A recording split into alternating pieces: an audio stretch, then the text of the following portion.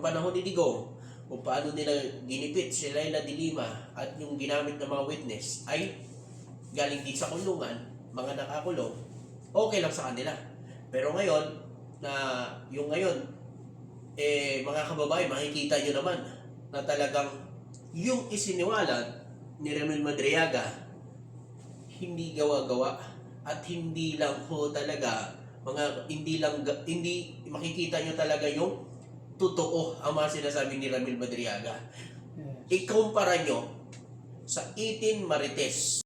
Ayan mga boss, nandito naman tayo dahil alam nyo ito nga, dami nagsasabi, dami nagko-comment na bakit daw yung nakakulong, ang tinutukoy kasi nila dito si Ramil Madriaga. So bakit daw yung nakakulong, may kasong kidnapping ay nagiging witness kay Vice President Sara Duterte. So ayan, tanungin natin Sa akin lang, sa mga ganyang payag ng mga didiles, balik natin sa kanila.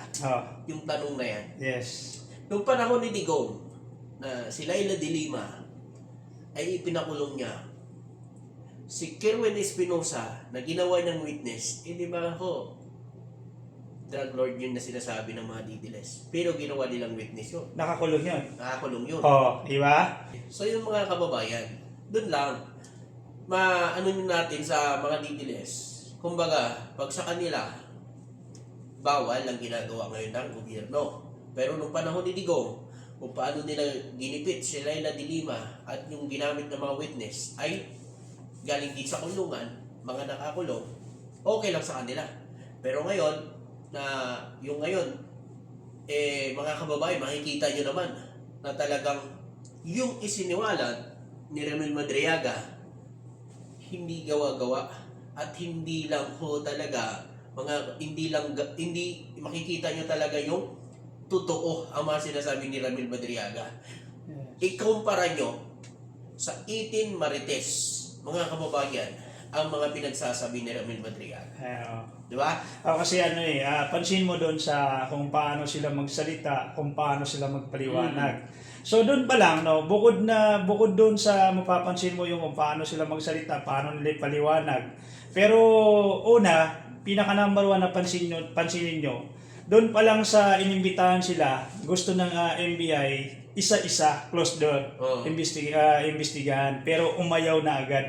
So doon pa lang, alam mo na merong tinatago Kasi in case na magkamali, hindi magkakatugma-tugma yung sagot nila, so huli na sila na nagsisinungaling. Yes. Tulad yan, umarap sila. Umarap sila, di ba?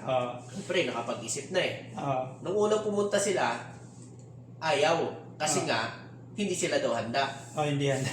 Kasi, umuwi muna sila, pinag-aralan nila muna, binasa ang script. Pag-uwi nila sa bahay nila, kinabisado. Ngayon, sabi na, kabisado na siguro. Ayun, pwede na daw sila humarap sa NBI. Ngayon, nung humarap sila sa NBI, eto na, mga kababayan, nung humarap sa NBI, itong 18 Marites, nagbigay ng mga salaysay, alam nyo ba kung ilan lang sa 18 ang pumirma sa kanilang mga salaysay? 6 sa 18.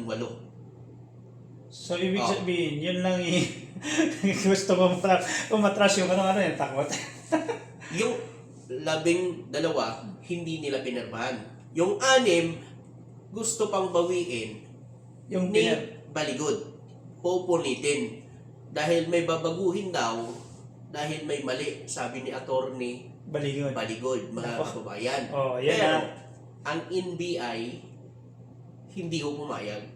Ito naman, ba't siya papayag? Yun na yung statement nila. Bilang ikaw witness, siyempre, yan na yung salaysay mo. Ang abogado, kung anong sinalaysay ng witness, dapat susuportahan na lang.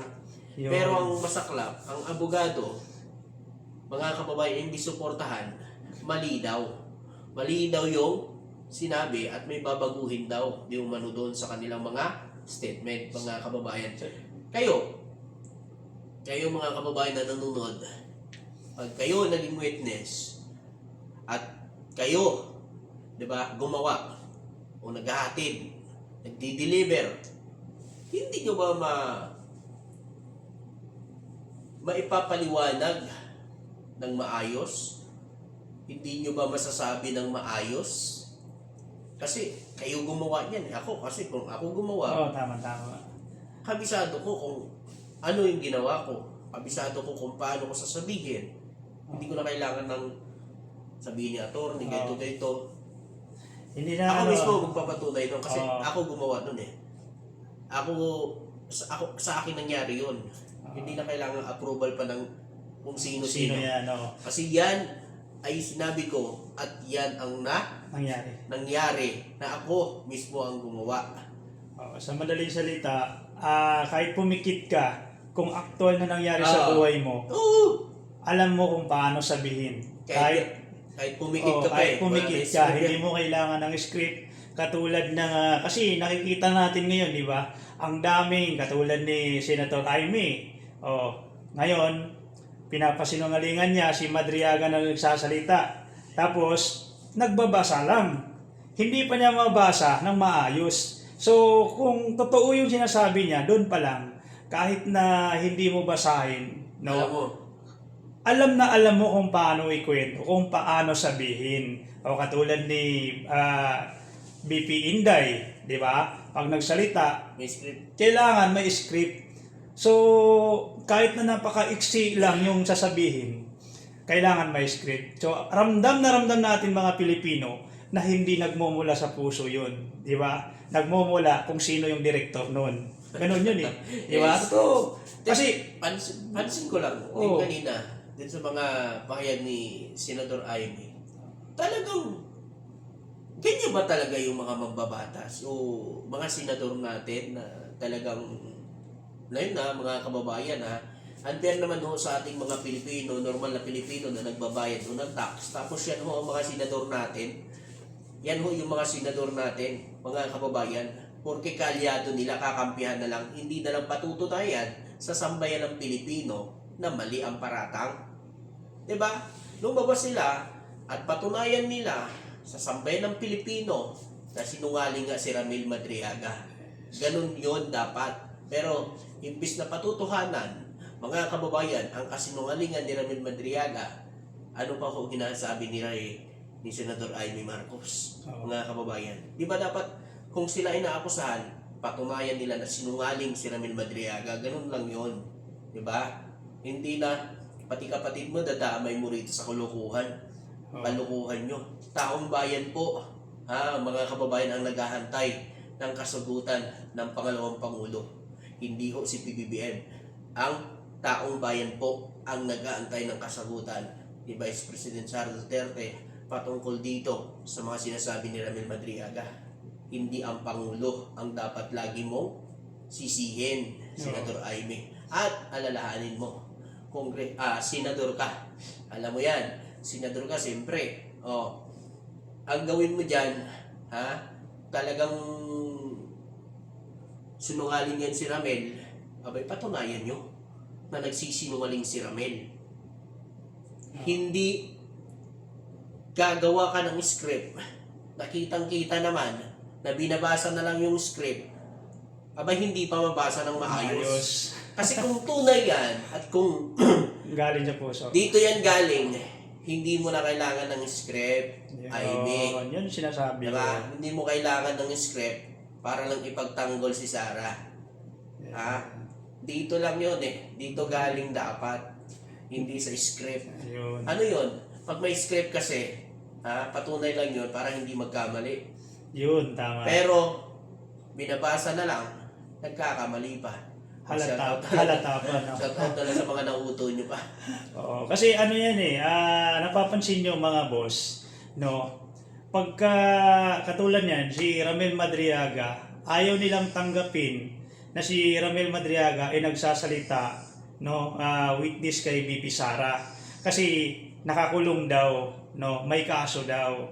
Pagka hindi pabor sa kanila, ayaw nila. Pero pag pabor sa kanila, katulad ni Kong Saldico. Kahit na alam nila, kahit na umamin at alam na nila na magnanakaw. Ng pera. Kasi alam niyo naman, di ba, nung pumunta si Kong Zaldico sa ibang bansa, ang sabi ng mga DDS sumusuporta kay VP Sara, sabi nila, bongbong, no, pauwiin mo si Kong Saldi sa Pilipinas kung hindi nagnakaw, kung hindi, kasi sinasabi nila mastermind sila daw tatlo. So ngayon nung nagsalita si Zaldico laban kay PBBM, ngayon yung hinahanap nila biglang bayani sa kanila. Ano sabi? Ito ang sabi. Ay, Zaldico, huwag kang umuwi. Papatayin ka ni BBM. Di ba? Tapos nasabi ni Harry Roque. Ano sabi ni Harry Roque? Yan ang bayani na dapat tularan magnanakaw ng mga Pilipino. Yung magnanakaw, ginawang bayani ng mga didiles. Grabe naman talaga, mga kababayan. So, ganun na makabaliktad ngayon ng mundo. Yung nagnakaw, nagkulunbat ng pera ng taong bayan, yun ang bayani. Wow! Ang galing. No? Ganyan ba talaga ang utak ng didiles, mga kababayan? Yung kumalimbat, gumawa ng mali, yun ang tama. Pero yung lumalaban sa korupsyon, pinapanagot ang mga korap, yun ang mali. Wow! Palakpakan nyo naman. Napakagaling niyan ng mga didiles. Utak dilis yan, ha? Kita kasi pansin nyo, mga boss, totoo naman, kasi kita nyo, yung itong mga anti-government, anti-Marcos, mga DDS, kapag yung mga nagsasalita, katulad ni Harry Roque, ni Kong Zaldico, na may mga kaso dito sa Pilipinas, nagsasalita, nandun sila sa ibang bansa, paniwalang-paniwala sila.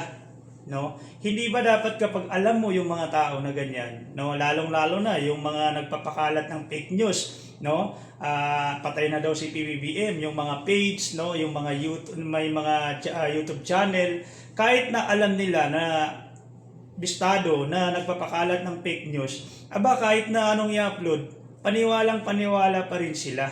So dito, malinaw na niloloko lang kayo ng mga kakampi nyo. Kayo lang naglolokohan. Kasi pansin nyo mga boss, ngayon kasi mas marami na ang nagigising. Katulad sa akin, halimbawa na lang sa akin, taga Cotabato. So ngayon, siyempre, dapat Duterte ako kasi Cotabato City ako. Pero bakit pinili ko si PBBM? Isa lang ang nagustuhan ko. At isa lang din ang naging dahilan ko kung bakit ayaw ko sa Duterte. Kasi siyempre kung makikita nyo man, kung i-check nyo yung mga dati na talagang vlog ko, talagang supporters ako ng Duterte. Pero dahil sa mahirap pakisamahan yung mga Duterte, kasi biruin mo sila mismo ang nagsasalita. Tapos kalaunan, sasabihin nila, hindi nila nasabi. So ibig sabihin, ng madaling salita, sinabi na nila mismo, tapos babawiin nila. Ano yun? Di ba sinungaling? Kasi kita mo na sinabi ni Senator Amy, si Sara Duterte daw ay hindi gumawa ng ikakasira ng pangalan niya.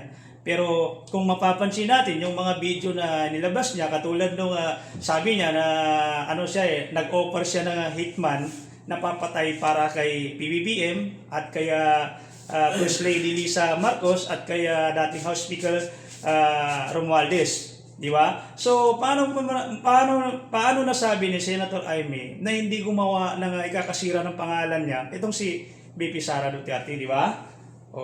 So, dyan pa lang, huli mo na. So, ibig sabihin, kung pansinin nyo, si PBBM, puro trabaho. Katulad ngayon, ngayong araw na to, kanina.